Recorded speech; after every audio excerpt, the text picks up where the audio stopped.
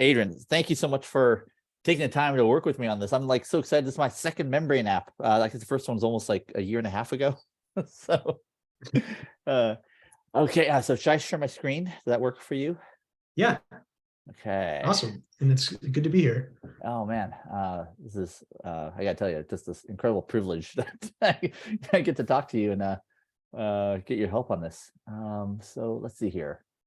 Can you see my screen? I literally right before you joined, I had just added this dependency, and I was just staring at this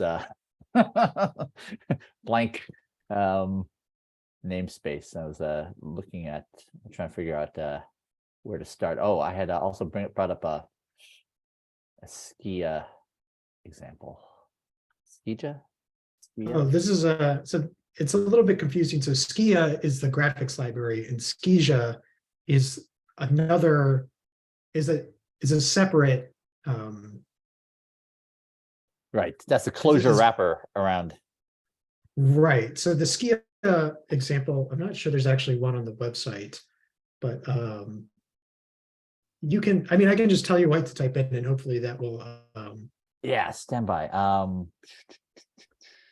Here, I'm gonna pause my share for a second.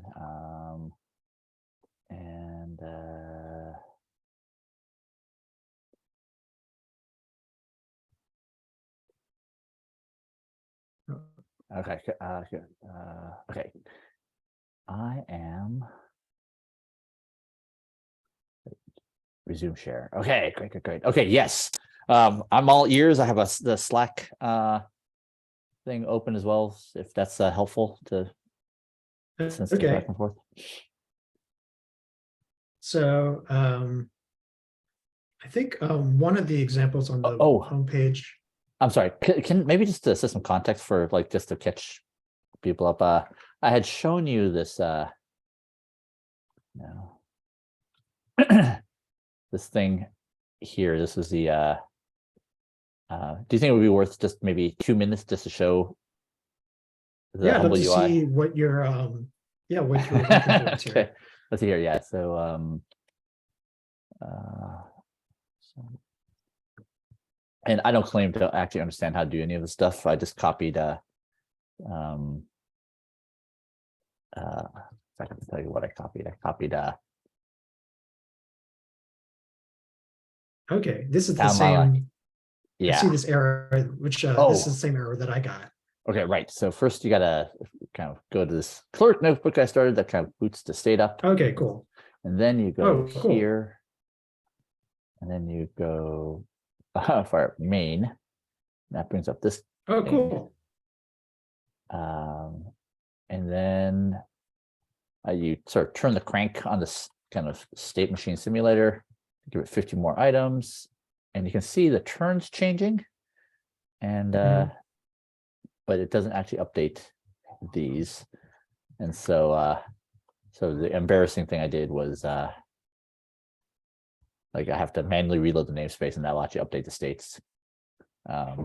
So in the ideal, right? I mean, this I couldn't figure out how to get the slider bar to work, but that would actually, wouldn't it be great to have the turn flip through the frames, and it'll show the states of the 4 movers and the 2. Oh wait, actually, yeah, and the 3 painters. Anyway, so if I could wave a magic wand, we could sort of see all the frames here, and I can imagine instead of just putting a number, just putting like a kind of that number of red, green little dots or something to show kind of the time disappearing, right? Kind of maybe have a mover and a painter icon showing kind of at what room they're at, etc. Right? Instead of just looking at maps in the REPL. Was that? Would you be able to give a short description of kind of like what the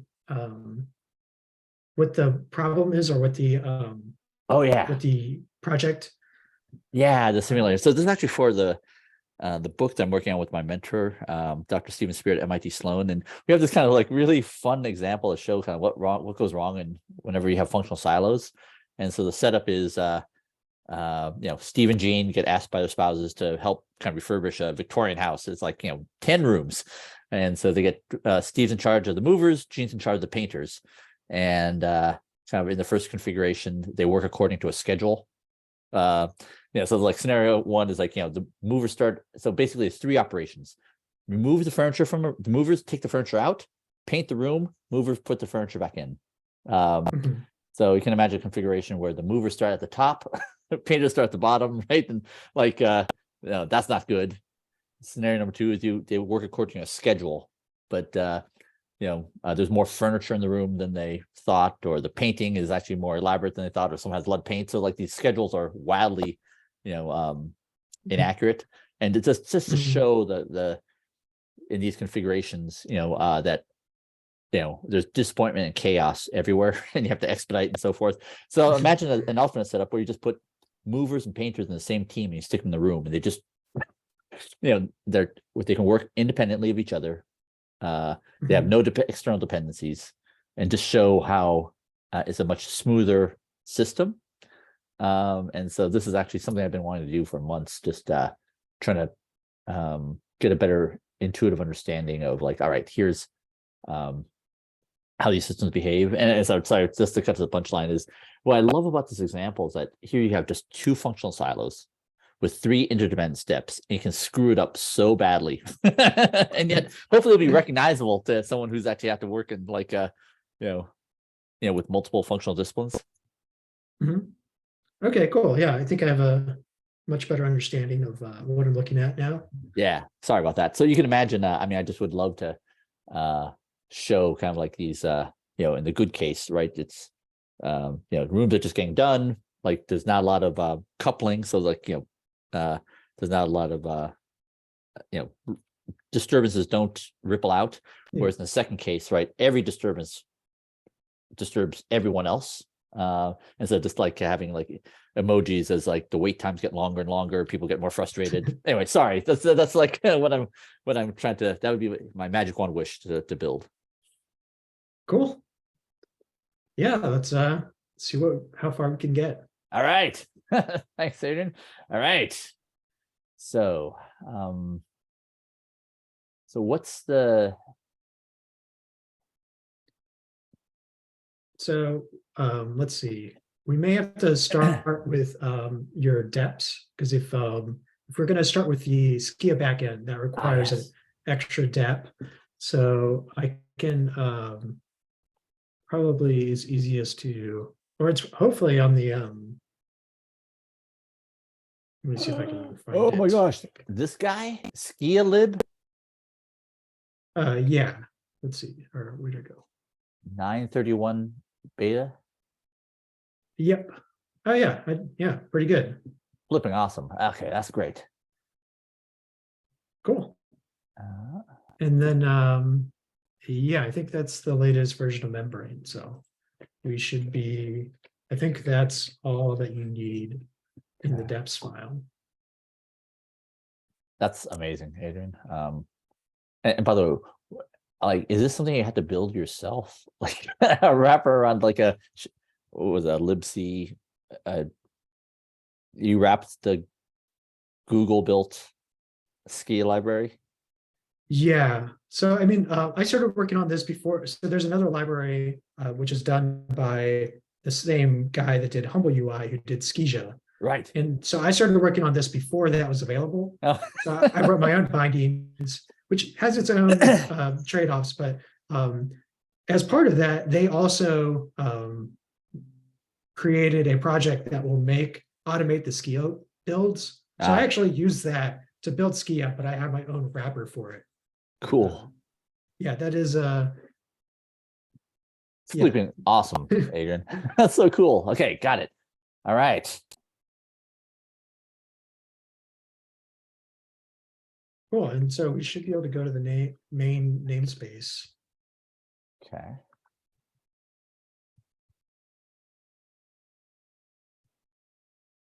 All right. And okay, and so we should require, so usually the main, I guess there's like 3 main requires that I usually start with. That is maybe probably a good place to start. Let's see if I can just paste that for you somewhere. Perfect. So,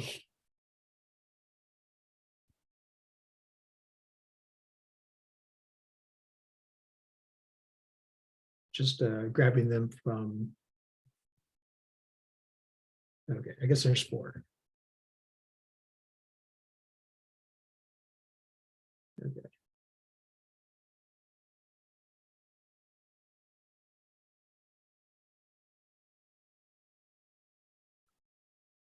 Okay, and I'll just paste those into Slack. Perfect.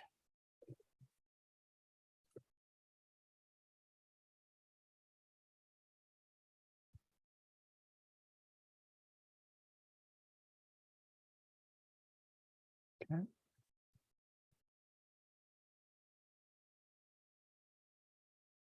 All right.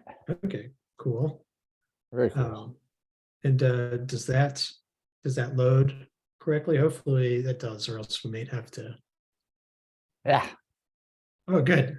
Yeah. Some of the stuff with building these native libraries, it's actually really hard to test on other operating systems, because you can boot up an AWS instance, but it's usually missing all the graphic stuff because it's all expected to be headless. But anyway, I mean, I'm in awe that you even do this, by the way. But just a little aside, I've been playing with XTDB over the years, and like it's dependent on the RocksDB library, and for a long time it didn't have the new Mac Apple Silicon one. So it took Facebook a long time to get that out. Yeah, I mean, deps.eden is just so, like, you just put in the names of the stuff you want and the versions, and it like shows up, and that's like so much better than what it's like when compiling C++ and C and other native libraries. Very cool. Okay. Okay. So these are just a couple default namespaces. So, I mean, usually, just to kind of get started, I would probably start with kind of like a bottom-up approach. Yeah. So start with like the basic views that you want. Oh. And just create small functions that display, like, given some data, give you something, show you some visual representation of it. Yeah. And then we can kind of compose that into larger and larger pieces. And eventually, hopefully, we'll end up with an app that does everything. So love it. And if I hear you correctly, it's the equivalent of the rooms, movers, painters, and turn. Okay. Yeah, I mean, Right. I think if those are the kind of basic. Yeah, let's do turns first. Yeah, okay, so can I propose, like, the first thing we do is like get a window up? Sure. I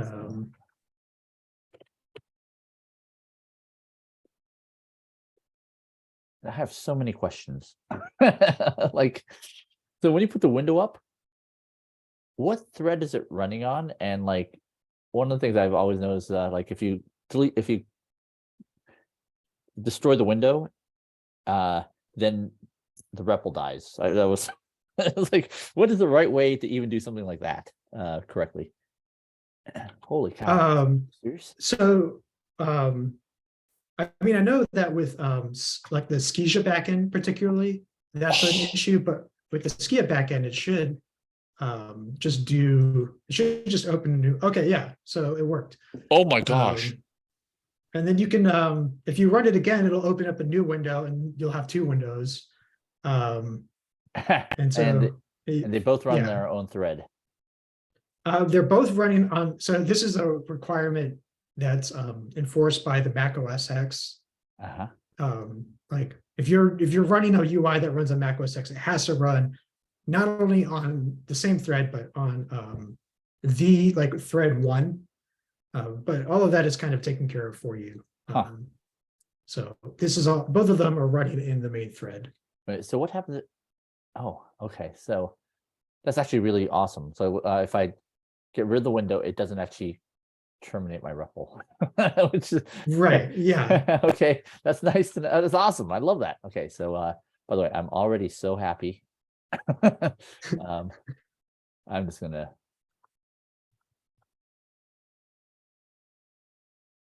oh my gosh, I'm just so excited. Okay.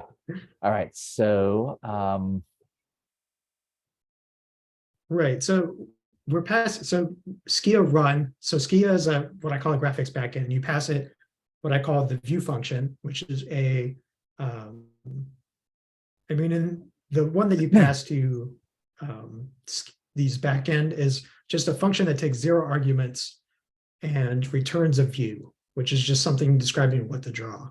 And it's kind of assumed that if you do have state somewhere like in an atom or a ref or agent or wherever, that it's already closed over. okay. But so yeah, kind of what will, I think kind of the way yeah, go ahead.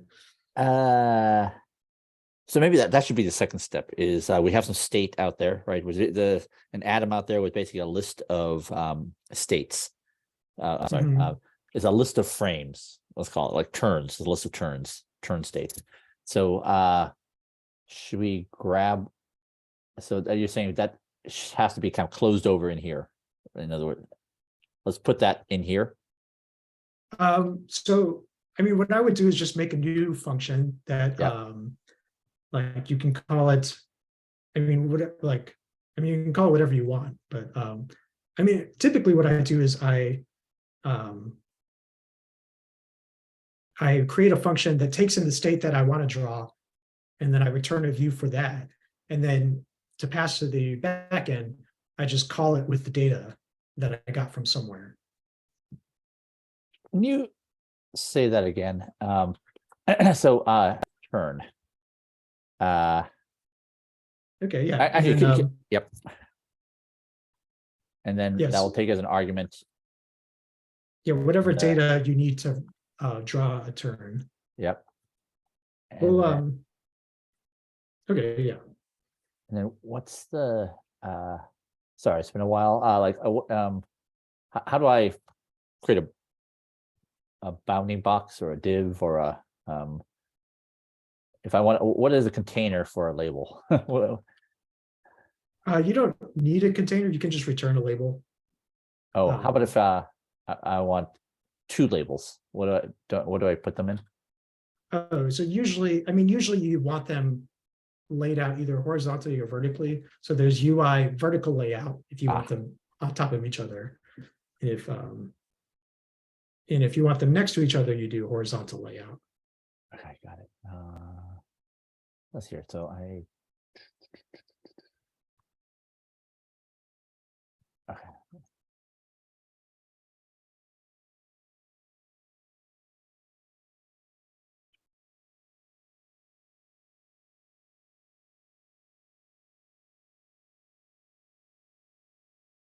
Let's see.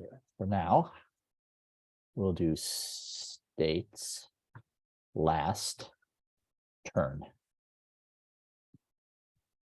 Okay. Is that a reasonable function name? Looks good to me. Okay. And then, by the way, let me just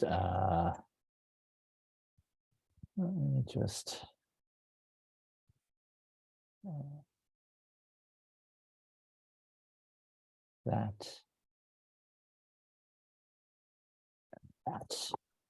Okay, so my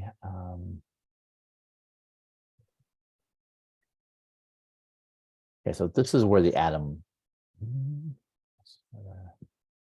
Oh.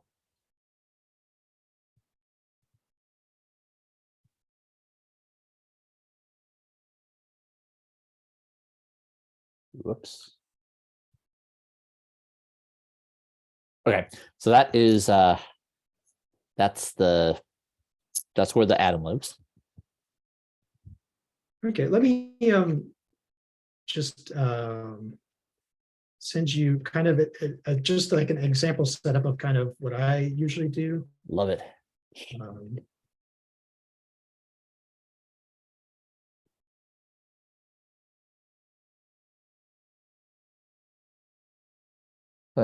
just my recollection of writing my membrane app from before the RSS reader. I mean, it was really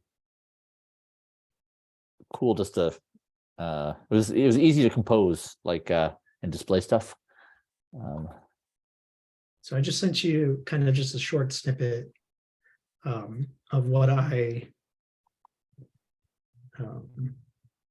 Roger. hopefully I sent it to the right. Okay, yeah. Yeah. So what does this So mean? yeah, so what I usually do is like I create a devview which takes 0 arguments. So that's my view function. Mhm. And then so my states should probably be replaced with gene k sim2/state, whatever that. I wasn't sure what that was called when. Yeah, right. Um, In fact, you know what? Just yeah, I think it's the headphone wire to go where it's not. Let's see here. Give me 1 second to get myself organized here. Is this what if I go like this? Oops.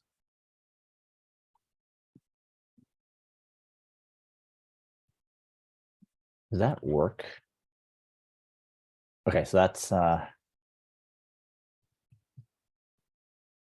this is the same. If this updates, my state updates. Is that correct? yeah, I think they both should refer to the same atom. So I think Yeah. that Okay. works.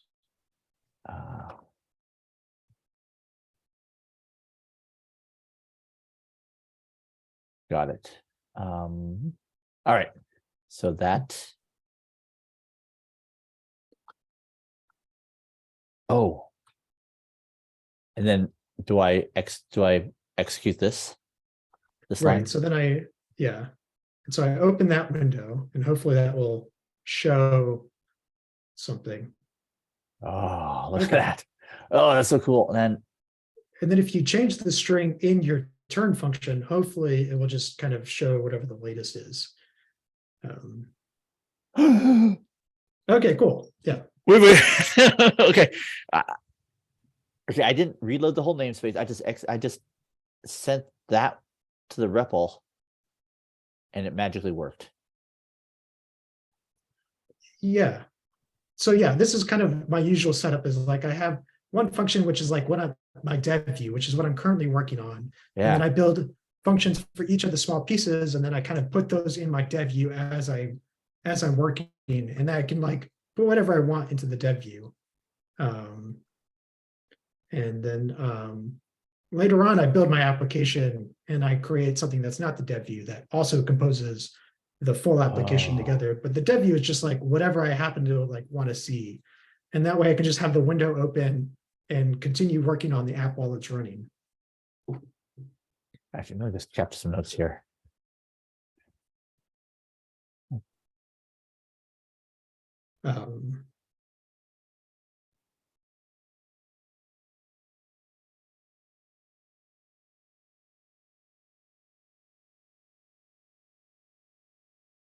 Okay, awesome. And is there a reason? Okay, so I would love it if I can now, if I update the atom, it will update the, like if I turn the crank a couple more times, like how, so there, do I need to not deref it or how does that work? You should be able to just update it and it should, so right now it doesn't refresh right when the atom changes. You can set it up to do that. It won't repaint, but it repaints every like half second anyway. So it should display the update within half a second or so. Wait a minute. Wait, hang on. I'm sorry. I'm just so surprised by that. I guess I mean, this is how I like to work. So this is how I try to make sure that this works well because this is what I spend a bunch of my time on. So I'm sorry, I'm just so surprised that it actually updated. I updated the atom and it updated the view without any magic of that's like I mean, forgive me, that's just amazing to me.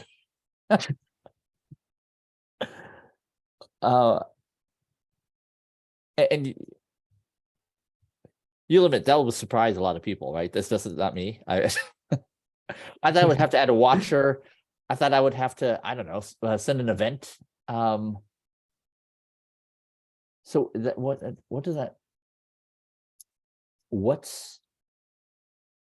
What mechanism is actually telling it to update the view? So it automatically, I think right now it's set up to, it kind of just repaints every half second regardless. And mostly because of, especially it's mostly to support this use case. So great. Okay. Freaking, oh my gosh, this is so fun.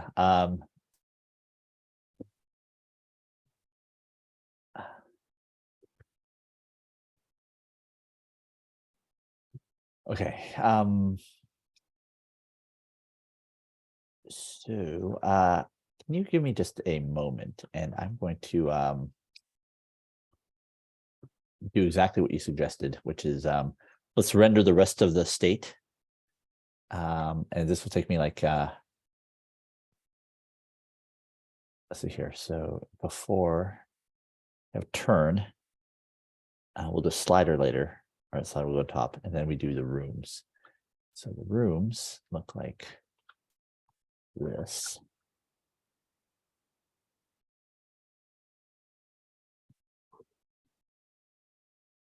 So dates. So we don't need this anymore. And so this is going to be a UI vertical layout with a 4.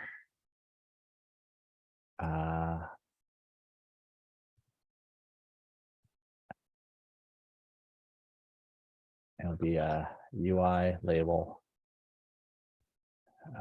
Let's see here. States. Last.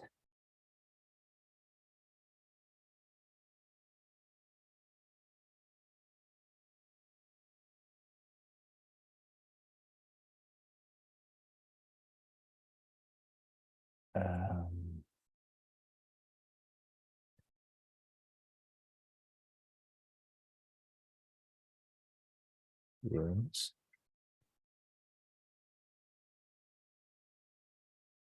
R. ID. R. State.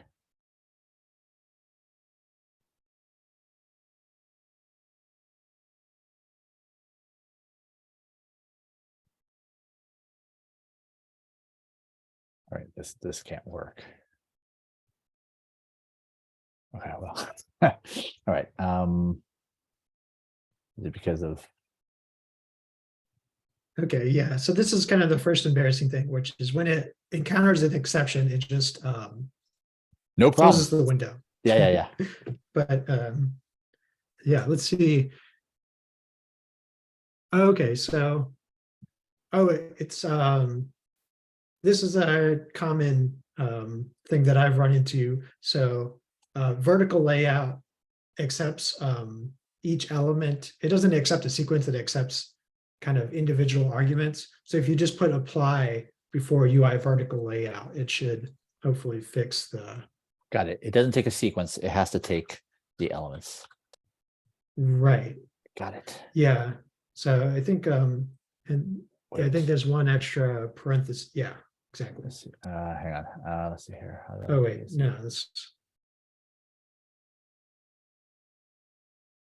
I don't know how. Okay, so I gotta slurp backwards, and then get rid of that. Nice. Right.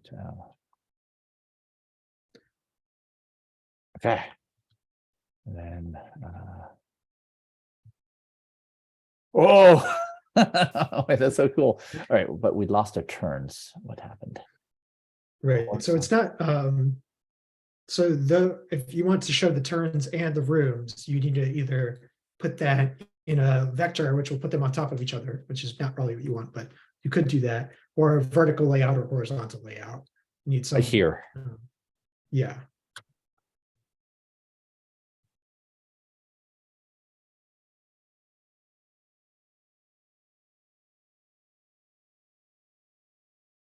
Okay, I was so excited. Okay, and now I'm so spoiled. Okay, so I was oh, holy cow. Okay, that no.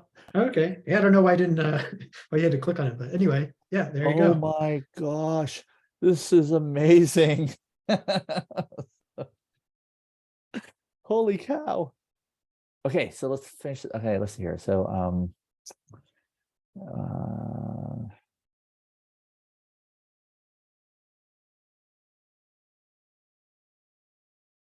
hang on, I'm just trying to piece together what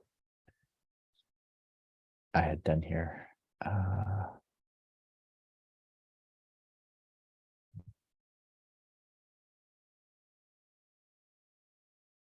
Oh, so for each of the rooms,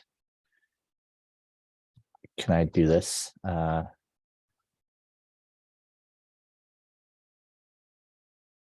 want to stand by.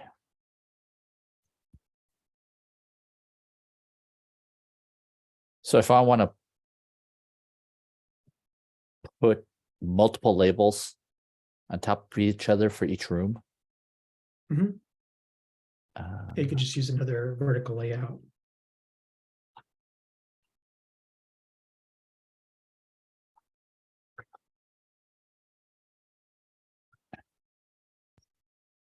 like this.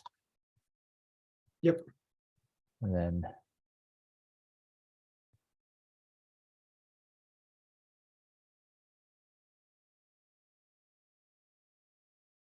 oh my gosh, this is really astonishing to me.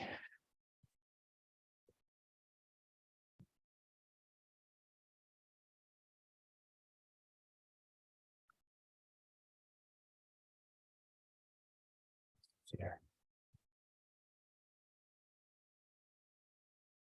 Oh, that's cool. Oh, cool. Yeah. Yeah, that's amazing. Okay. Moving one, painting. And moving, and then paint, moving two.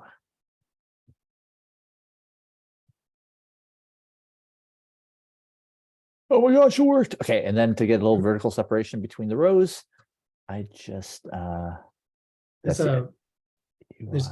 it's called spacer in membrane, which with one argument we'll repeat it, but yeah, you could just do two. Yeah. Oh, so that will put the spacing at the, oh yeah, it should put it at the end. Huh. There we go. Oh, okay.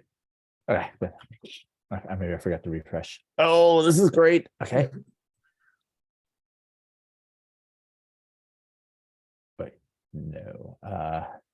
Do I need to put a horizontal? Are you vertical?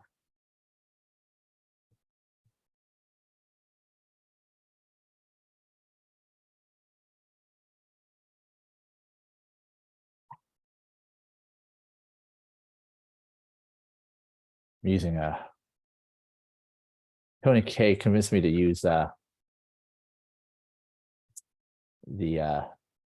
VI emulator instead of IntelliJ, which I mostly love, but sometimes like some operations don't put you into insert mode. Okay. Holy cow. Adrian, I'm like so happy right now. Yeah, I'm glad this is working. I mean, this is what makes sense to me. So I'm glad to see that it makes sense for somebody, at least one other person. Yeah, no, in fact,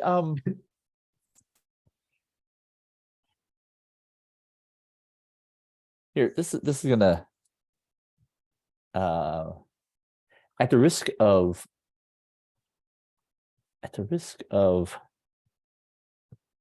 here, can you check out this video? stand by. I feel like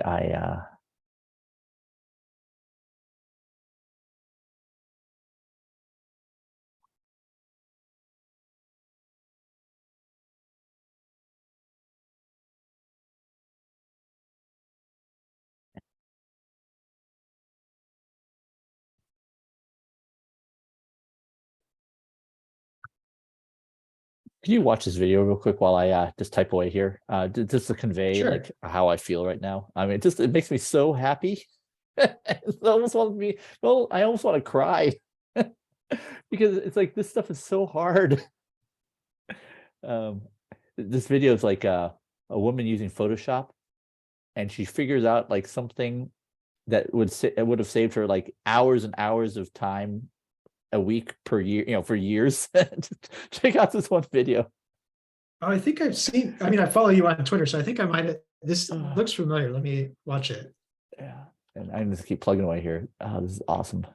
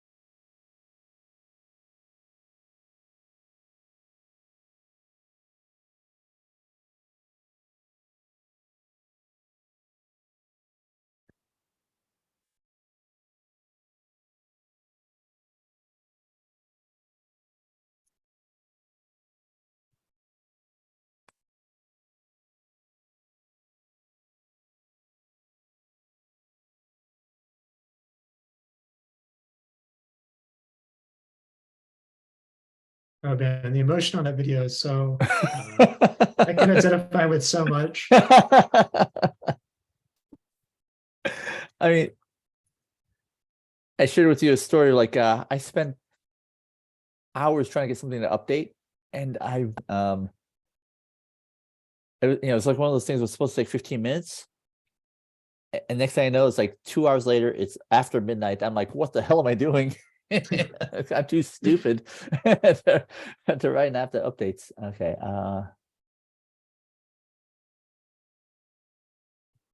Oh, just. I mean, there's just no way this is going to work, right? Holy shit.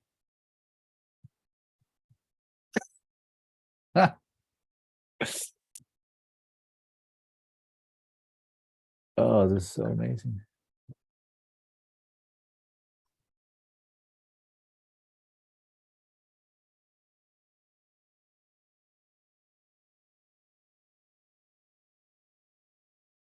Wait.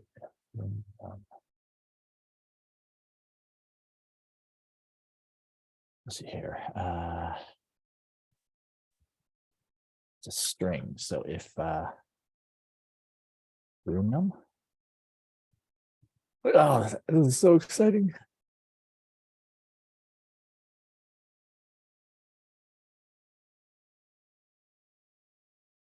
Oh my gosh. This is so exciting. Okay.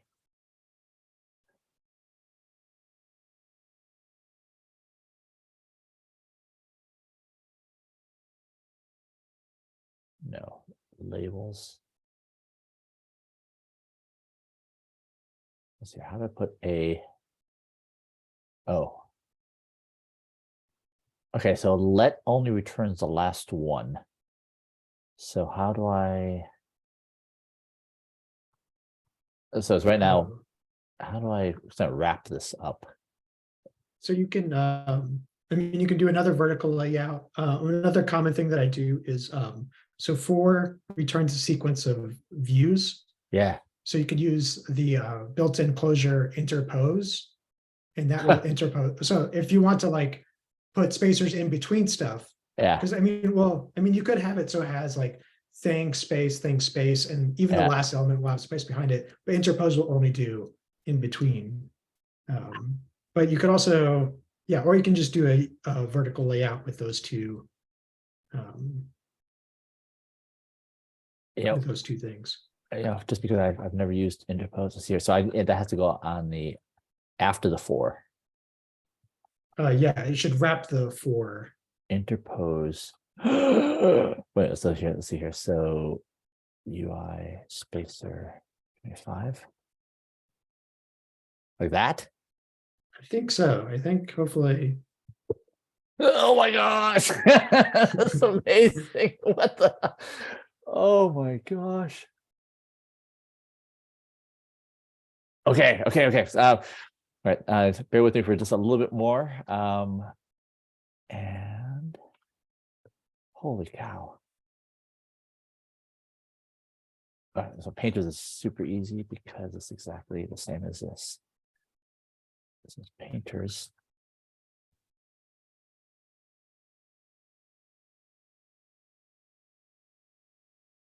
Wait, no.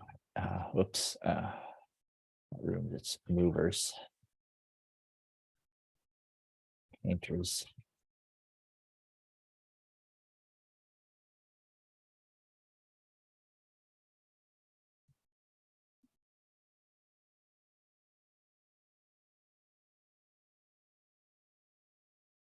All right. Okay, so this is where interpose might not have been. Okay, it's all good, all good. Onwards. This is so exciting. Okay, so my next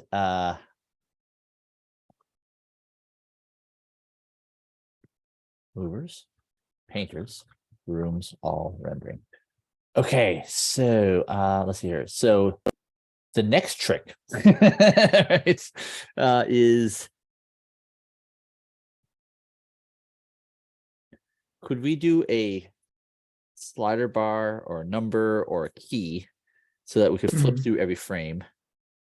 And so I think we need one more thing in the states, or where do we store the, we need one more parameter now of an atom that describes what turn we have selected. Okay, so that's about as far as I've thought through. So is states is a like a sequence of frames? Is that? Yeah. Okay, so one of the so instead of having each like turn, rooms, and movers taking in all of the states, since it's only rendering one at a time, right. I would pass in just the one frame, and then it can like right. And then we can build something that will and then we can separate the thing that chooses the frame from like, and so if you want to show like 5 frames at a time or 3 frames at a time or whatever, you can just yeah. Oh my gosh. Oh, that's amazing. Right. Right. Because okay, good. Okay, I got it. Yes. That's awesome. So do we need one more atom to store what frame we're on?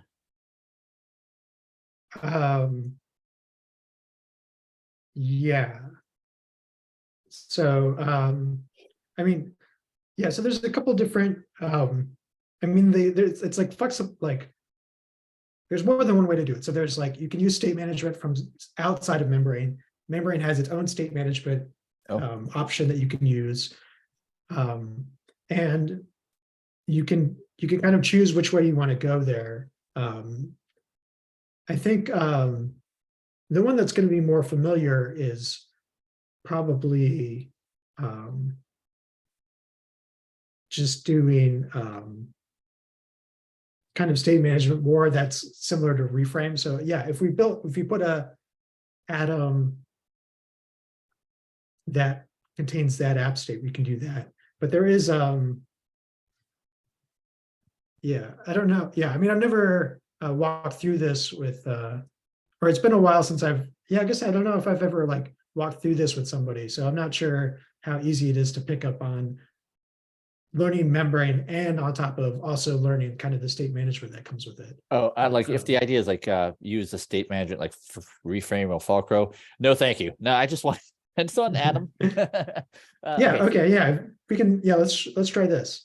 So can I propose? Okay. So let's frame -1, or I guess in the default, I would love to have the.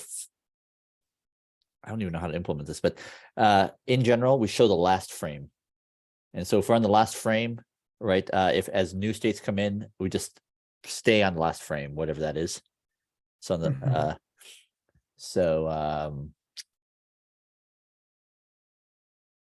yeah, I mean,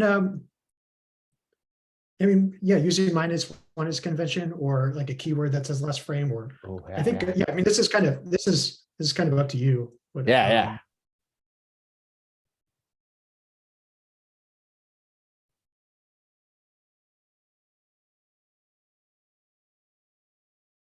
Okay, so and by the way, this shows you how little I know.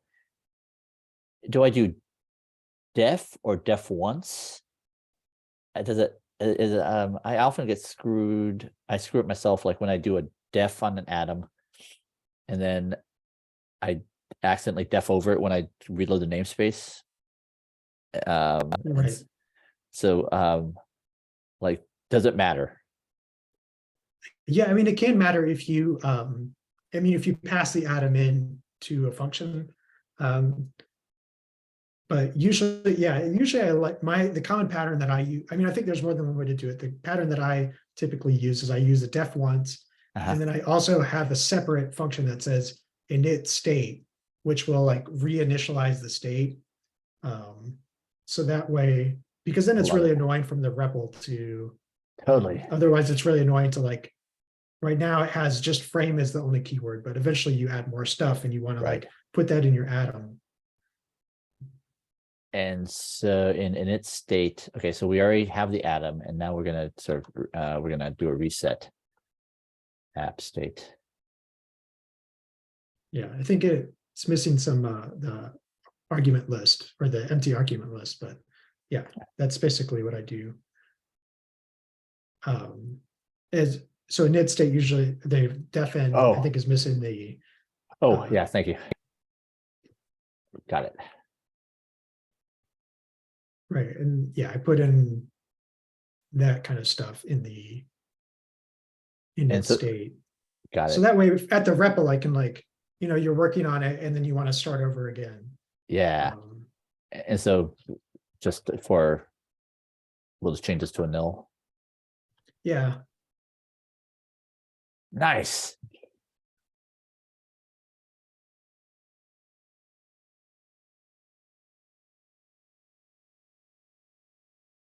I used to do commas as well, and then so IntelliJ at one point just stopped obeying. Yeah, I did. Yeah, I noticed the 0. I was like, oh. Right. It's because it doesn't get reformatted. Well, yeah. All right, good. Okay, this is great. So sorry. And another recommendation I might have is, so in your dev UI, you have a function that shows one frame. So I might make that into its own function that combines the turn, the rooms, the movers, and painters into one. Right. Yeah. So that. Yeah. So is that like renderFrame or render state? Yeah. I mean, yeah, I would render state, renderFrame.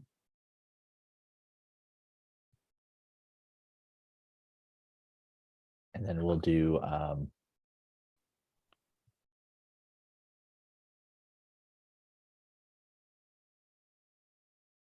well, I think it's useful to have a function that just renders one frame, because eventually we're moving towards picking the frame that you want to render and then showing that like the slider chooses which frame, and then we have, which I think might require a little bit of refactoring, but Got it. And so Control. just if I hear you correctly, you're saying this is too specific. It's like render view. Is that what you're saying? Well, if we can make a function that renders just one frame, Yep. when we go to implement the slider, we choose the frame and then we pass it to the renderFrame function. Yep. Yeah,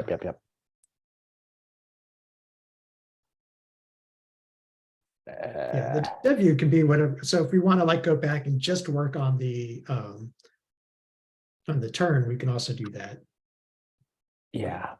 So okay, I think we're good right now. Right now, we have actually just I just want to make sure. Did this fulfill your? Are we? Yeah. Okay. Awesome. So can I propose the next thing we do is the slider? Some way to sort of select a frame to render, a turn to render. Yeah. So there's a bunch of there's already a built-in slider, but that uses kind of the built-in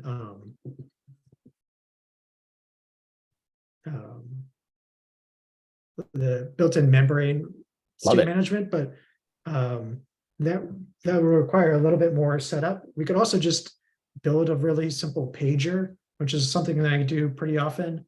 And maybe that will be easier to get started with. But sure. I mean, we can also do the slider. I don't know.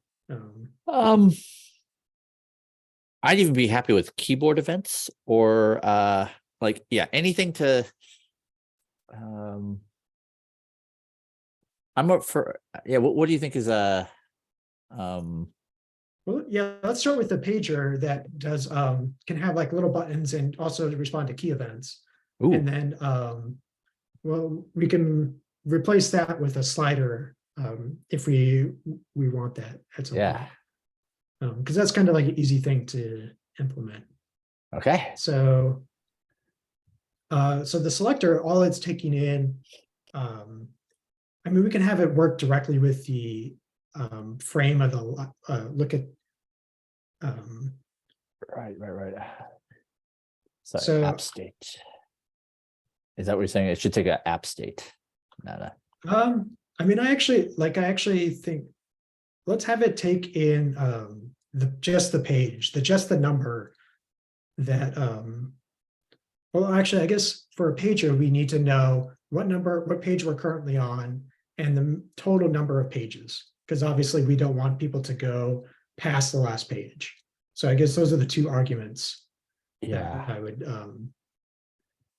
Right. So sorry, just else here. So renderView now takes two things, right? My state is the it's actually the game state and the app state. Is that right? Right. So let's rename my state.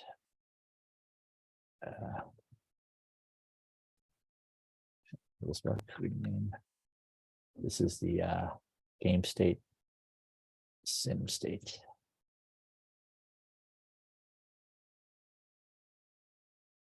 Okay.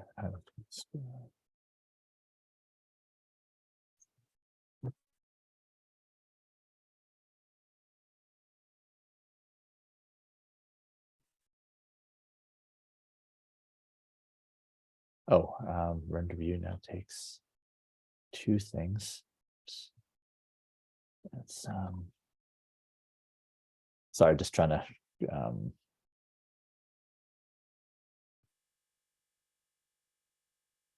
oh, cool. Sim state. It's really fancy. I'm still using Emacs, so a lot of the it's cool seeing what like the other options are, all the cool stuff that they have. And then app state. Pass this.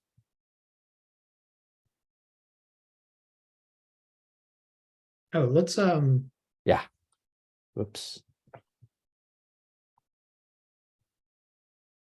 Well, for the selector, all it needs is the current page and the total number of pages. So I would kind of, I like to do that separation of like, if I'm drawing a pager, it only gets the data that it cares about. Oh, wait. So just to jump ahead for a second, I find what you're saying astonishing. Wait, okay. Say that again. So your proposal is that what is the signature for selector? So just like current page and total pages or something like that.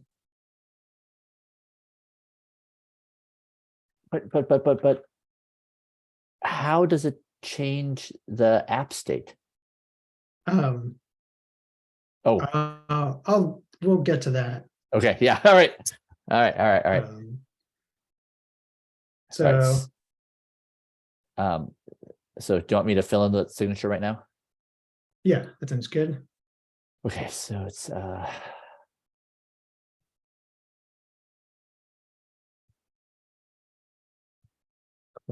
current page is app state.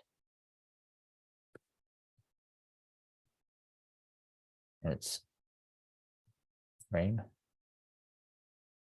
Yeah. And then the second argument is total pages. So that is count.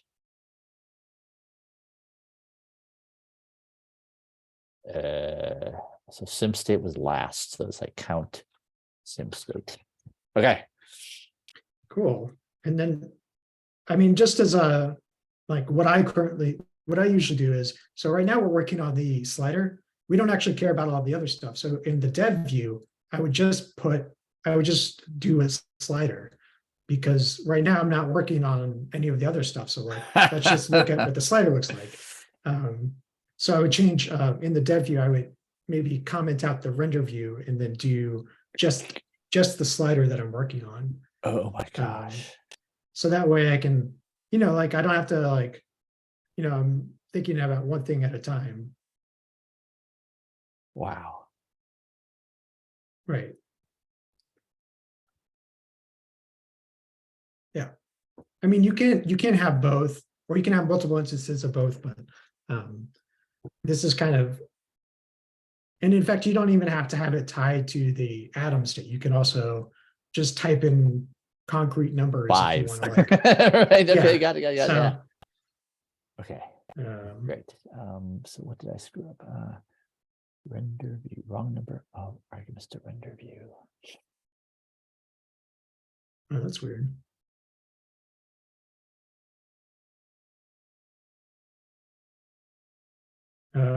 Did you reevaluate devview?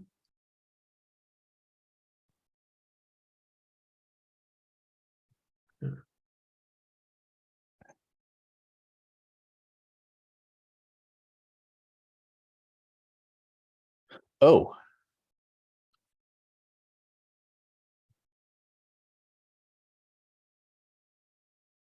Wondering why I was getting that squiggly arrow. CLG condo. All right, that's pretty sweet.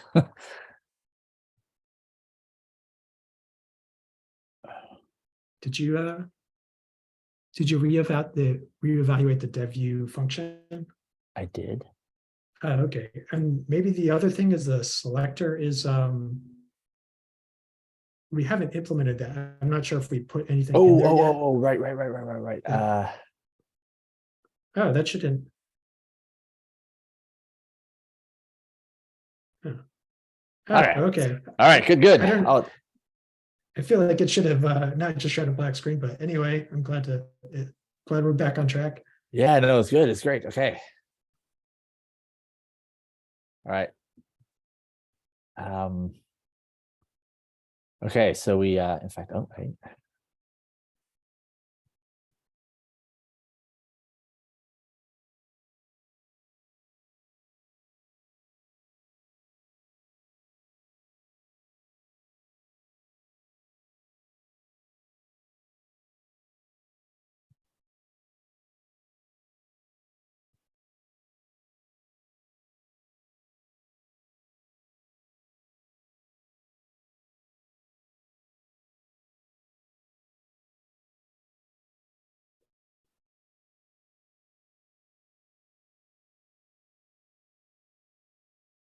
Interesting.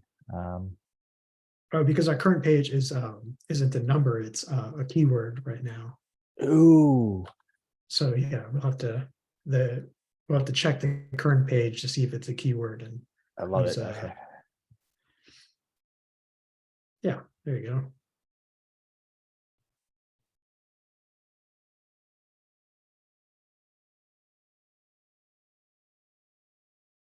Didn't I have yeah, there we go. All right. Looking good. Okay, this is great. All right, now the magic trick.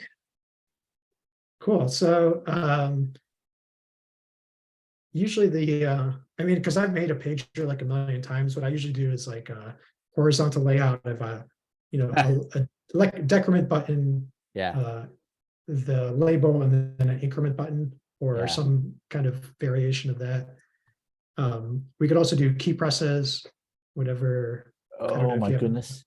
Yeah, no, I love it. I am tracking. I mean, I'm just actually, I love the direction you're going. I have no idea how to do that, but let's see. I've seen you do this like a button and then like that. And so let's see here. UI horizontal layout. So button. Oh, perfect. Yeah. Something like that. And then UI button. That. Cool. So Get out of here. Okay. All right. Okay. Okay. Yeah. So now for the magic part, the second argument is a function, and this might look kind of goofy. It doesn't take any arguments. It's just like an on-click handler, and so I mean, there's multiple ways to go about it, but kind of just keep moving. Let's have it return a vector of a vector that says increment or decrement page.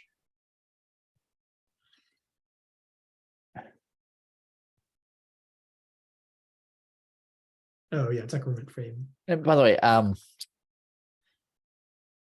is that sort of the right intuition? Let's make this a keyed namespace, keyed one, or is like and why is that better than? I mean, just because, like, if you're, I mean, the idea is if you're building large applications, you want, I mean, it's the same reason you name your functions with namespaces. It's like, if somebody else took the name filter, more people might want that name, or like logging, like this helps you prevent collisions. So, I mean, the idea is that, you can like, I mean, this hasn't happened yet, but ideally there's a big catalog of pre-built components that you can get off the shelf. Yeah. And none of them conflict with each other. You can right. Yeah. Okay. Roger. Oh, and by the way, hey, while we're here, can we also do a key?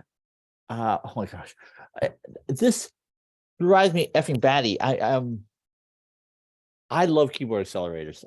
It's just like the best thing in the world. So can we just like wire one up right now too? Yeah. So kind of, I usually put them at the top level. So if you wrap the whole body of the selector, the top level of the element within the selector function. So the function for adding event handlers is called UI/on. So on, and then so just on is the convenience, and then as the second argument would be the keyword that represents the event. So that would be on key press. Yep. Or key dash press. Yep. Oh, yeah, or you can use that explicitly. So on, you can give it a keyword, and so you can add multiple of these. But that's really just a sugar for calling this. So the oh, got it. Okay. Oh, I love it. Okay, so okay. Yeah, so the second argument should be, I think, a keyword, which is a key dash press. Yep. And then we add the key press handler, which takes in a key. So, which is like whatever you got typed. So like usually I use S as the name, or K. And so that's getting past, like, so when you hit I mean, so one thing we can do is if you can just do print line K and you can see Oh what yeah. you can just No like way. see what it's doing. And forgive me.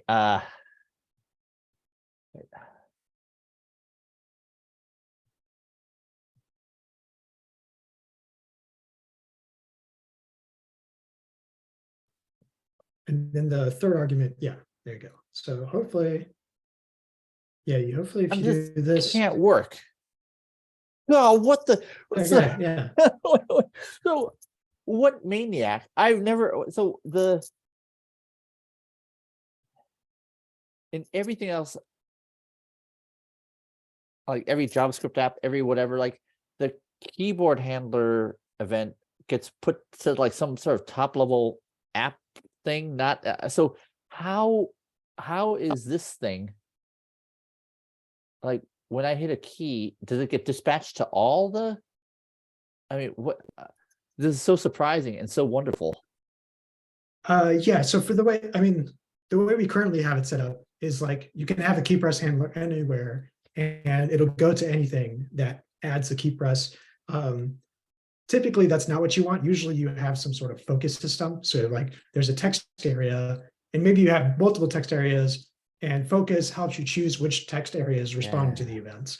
And so since we're currently not using the built-in state management that Membrane offers, you can do that, but that's kind of on you because Yeah. you're using your own state management. If you use the built-in state management, there's support for like focus basically. So you can have a text area that, and then in that case, the key presses only get dispatched to whoever has the current focus. And just so I know, like where would I learn more about like how to set focus? Let's see. Let me check the docs. Yeah. So so it's either, okay.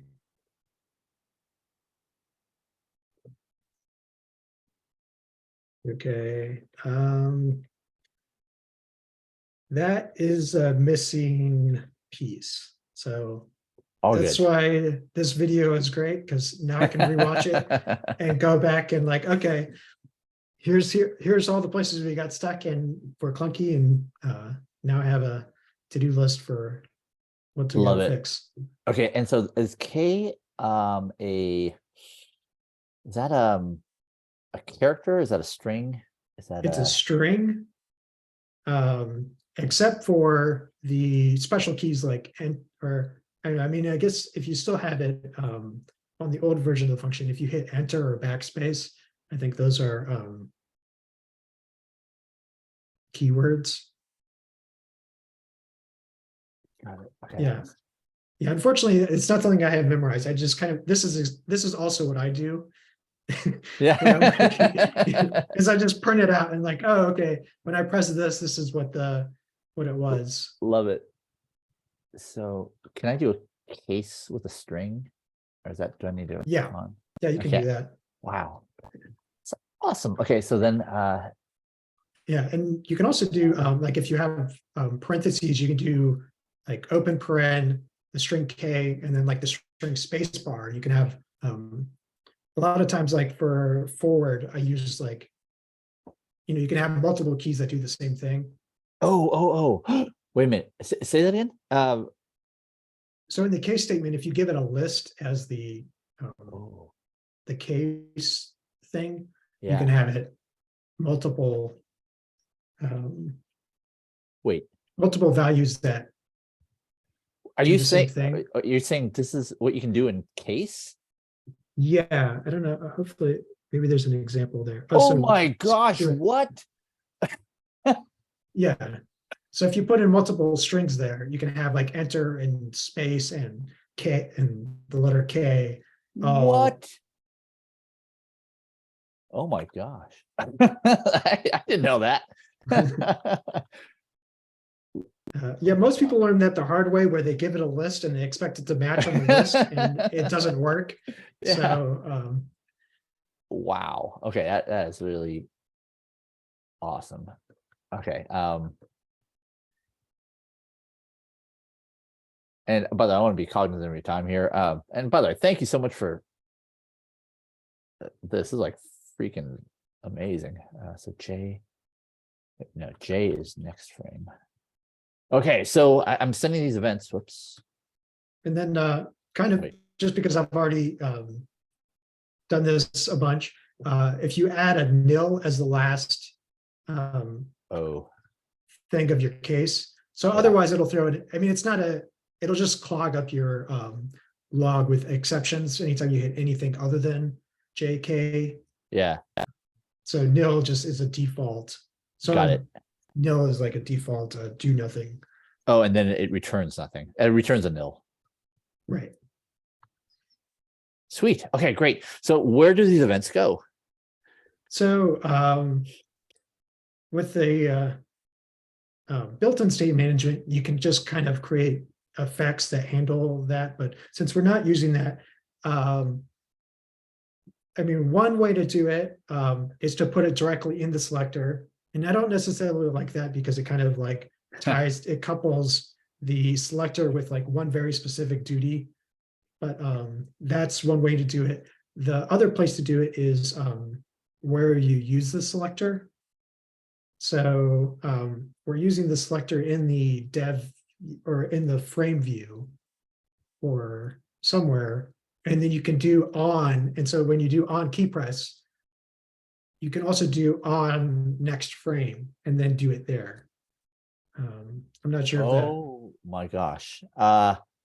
Holy cow. You're saying these, you would put I would put the event that we just made here. Right. Yeah. So you can use the selector from anywhere. And so somebody else gets it. So usually in most frameworks, like you would pass in and like on a next frame or on, you pass in callbacks for all the stuff. Yeah. For like on next frame, on previous frame, on last frame. Yeah. Here instead, you kind of, it's the opposite where you use the function and then you can, as it bubbles up, you can catch it and then like do something with it. It's amazing. Okay. I love it. And by the way, just to say why, if I pull up these kind of I wrote most of my stuff in like Falco and Falco Rad, and I use the mousetrap thing for keyboard. And so it's this global thing where it catches the thing and it has to sort of post a mutation somewhere. I mean, it's just it's a very far, it's parked. Usually all that stuff lives in a really strange place in the app, right? Because it has to live in the global namespace to, well, most, you know what I'm saying. I'm just saying this is like really marvelous. Okay, great. So let's see here. So where would I?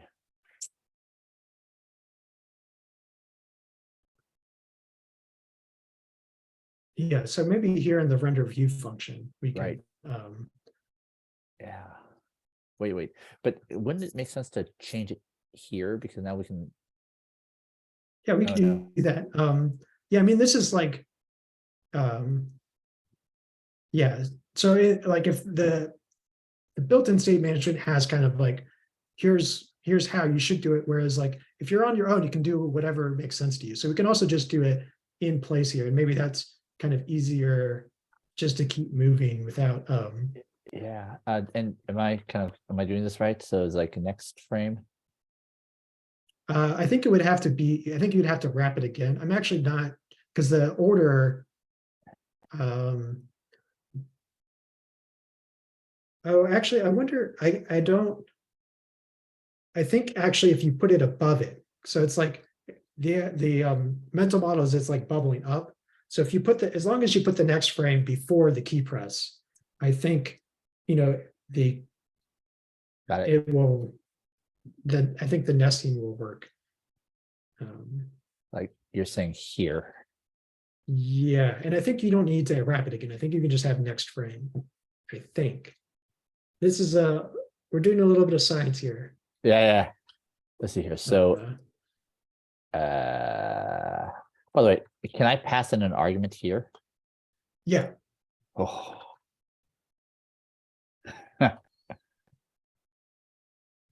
Okay, so then like that. So yeah, I'll get one argument. Yeah.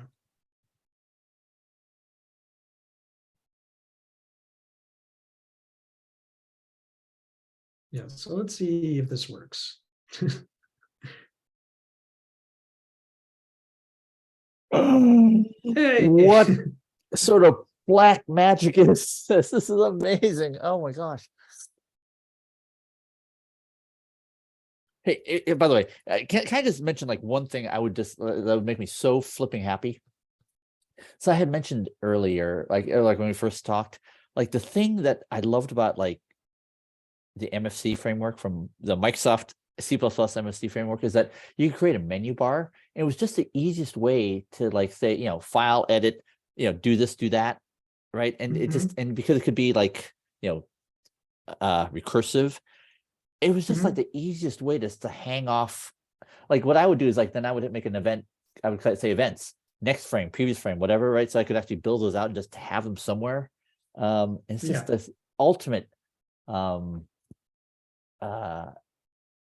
just the developers like this so awesome. They can just sort of hang these things, right? It's not pretty, but yeah, I mean, it just like helps you do, it's like a little dev. I mean, like my background is working on games, and we would do that all the time where like you have in your dev build, you have like a little game menu that pops up and like lets you do all this stuff that like it's basically a cheat menu. Oh yeah, so cool. Oh my, this is so amazing. Okay. So I mean, this is great. So now swap appstate update in. Actually, this is what I learned from Tony K from Fulcro. It's like to do this is like so does this seem right? Wait, swap. Yeah. Wait. Yep, that looks good. Wait, oh shoot. Right. But okay, that's gonna blow up. But you know what? Because you can't increment a keyword, but there. Oh, but so the other thing that I've also done a bunch is, so it's expecting the return value from each of these event handlers is meant to be a sequence of intents. So if you're doing a side effect, you just add a nil at the end. Oh, sweet. To prevent it from. How come this app is still here? I thought this would have like blown up. So it only blows up when it can't, when you draw it and it throws an exception. If it throws an exception in the event handler, it just prints it for you. Sweet. Oh my gosh. Okay, so just for the sake of time, and can you go another 10 minutes? Yeah. And yeah, just for the record, the at some point, if there's time, it would be nice to go into how this would look like with the membrane state handling, because I think it does decouple some of these things. But look at that, it worked. It worked. Oh my God, this is so amazing.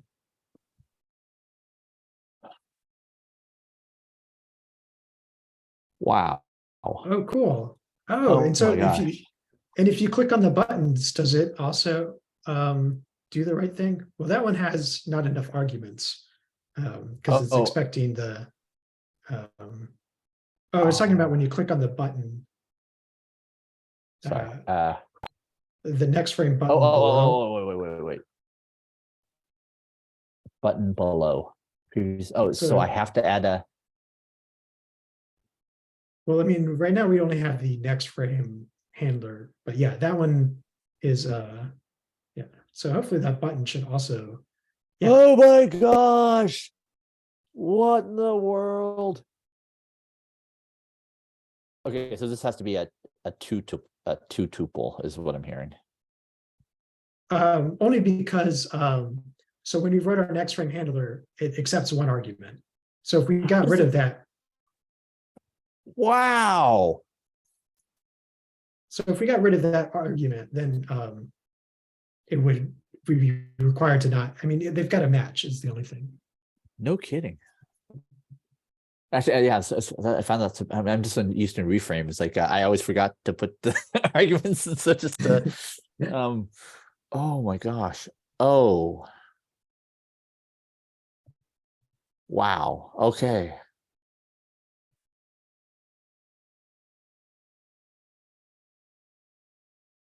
And then, hey, okay, so I'm sorry, just sort of mentally, so I would love to see if see if we can adjourn in 6 minutes. By the way, I'm just be respectful of your time. I'm gonna be working on this for until the kids start yelling at me. Like, Daddy, why haven't you fed us? Like, I'm busy. Let's.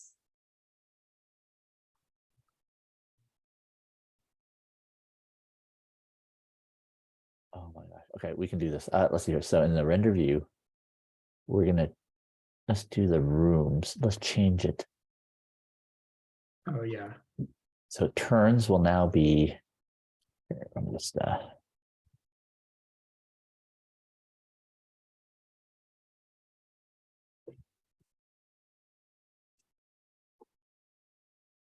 so turn. Okay, I see what you're saying. Is that we're gonna do the signature is now going to be current page.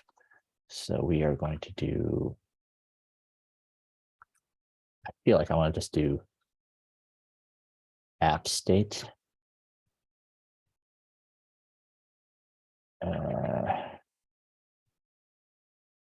Well, we're pulling out the state that we want in the let. So if we have the turn, just take one state. Oh. So I was thinking turn would take in whatever the current state is, room would take in whatever the current state is. Yeah. Oh, got it. And so, and then that let would just be an end into the frame that we're interested in. Okay, got it.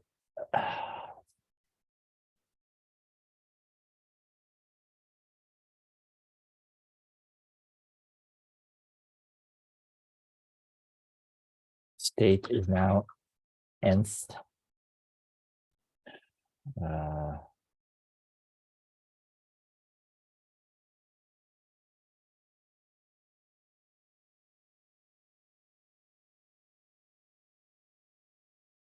then we just hand like that. Right. I mean, yeah, obviously we need to like update all of these to just take in.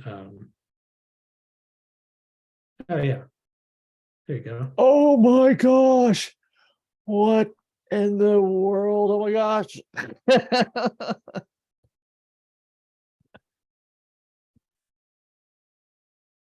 There you go. Yeah, I'm like that girl. I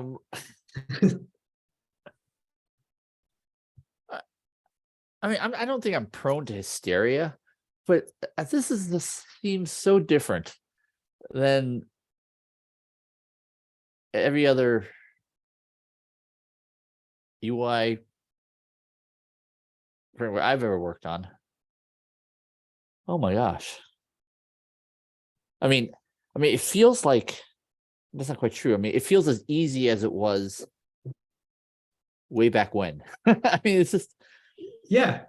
I mean, like when I first got into web development, I was doing PHP and you just like save the file, reload the page, and it's like, Right. and you just kind of keep in all the states of the database and you just keep going. And I also used to work with NetBeans, and there was this way to like drag and drop.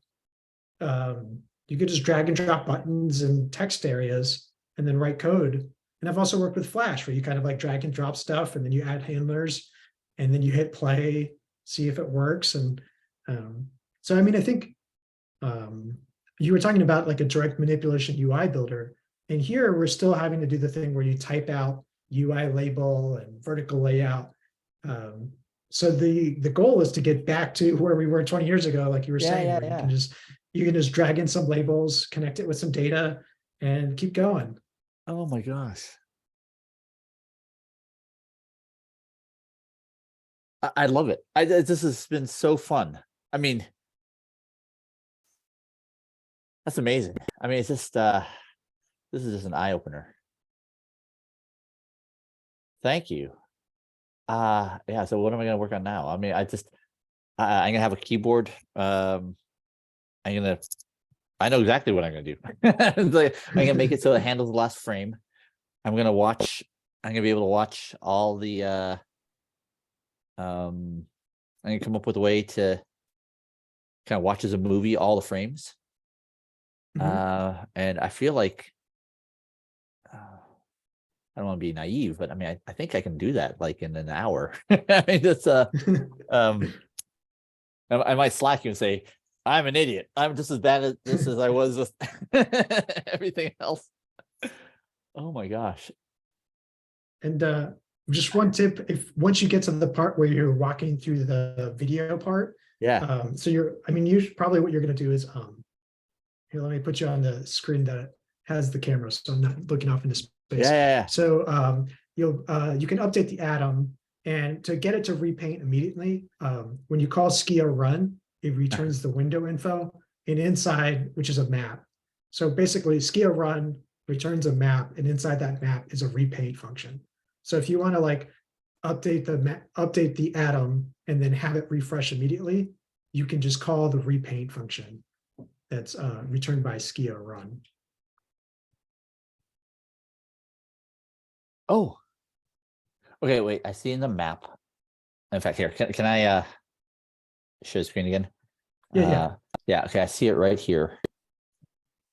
So what do I let's see here. Yeah. So So if you save that, usually I call it window info, but whatever you want to call it. Okay. And then it's a namespace keyword, so it's membrane dots, so the keyword is membrane.skia/repaint. And it's a zero arity function. And all it does is when you call it, it'll instantly repaint. So if you're like updating the atom, if you want it to repaint every time you, this is the kind of part where you're saying before, if you do want it to repaint whenever you change the atom instantly. Wait a minute, I just do that? Oh no, so it doesn't take any argument. Oh yeah, no, so that is the function, and so you need one more pair of parentheses to call it. Got it. Yeah, so that'll repaint it immediately. Oh my so if you're updating the God. atom, yeah. In fact, I take this back. I have this memory of writing things in MFC, and you end up in a situation like where like you move a window inside of the app, and like the repaint function, whatever it's called. So you're leaving this trail of like stuff that I mean, like that doesn't happen here, or it seems like there's a different model that would prevent that situation from happening. Am I inferring too much, or am I making a leap? Oh yeah. So yeah, I mean, I think the operating system takes care of all that. I think so. Yeah. Is there anything I can do for you? No, this has been really great. I really appreciate getting to kind of see what makes sense, what doesn't make sense, which like, okay, this part is missing, this can be improved. And this kind of feedback is extremely helpful for me to like, because I feel like I think people are interested in trying it. And sometimes, if you get stuck, you've only got so much time. So being able to kind of walk through each piece and is really helpful for me to kind of make sure that I've got all the stuff available for anybody who wants to try it to have a smooth onboarding. Love it. Well, so I'll tell you what I'll do if this is of interest is I'll record my coding session, and I'll just sort of think out loud while I do it. Oh, that would be so great. I really am looking for like, oh, I wish it was like this. This is clunky. This doesn't work. Like, I'm happy to get that kind of feedback, and so I can make, because it is still new. There's still stuff that's either missing or clunky, and I want to fix that. So it really helps me to get that info. Such an eye opener. And sorry, if you can just go a couple more minutes, I just want to gush to you about what I find so exciting is I saw the thing that you did about the force vector thing. It just blew my mind, right? And it just it's just so clear to me, right? For stuff like this, right? It's like I don't want to write a JavaScript app to do that, right? And especially if I'm doing, I just especially when I've written all the stuff on the back end and Clojure Java on the JVM, I was like, just, I mean, just to see what you're doing, it's just, it just opens, it's a very mind expanding. It's just very exciting because like all these things that now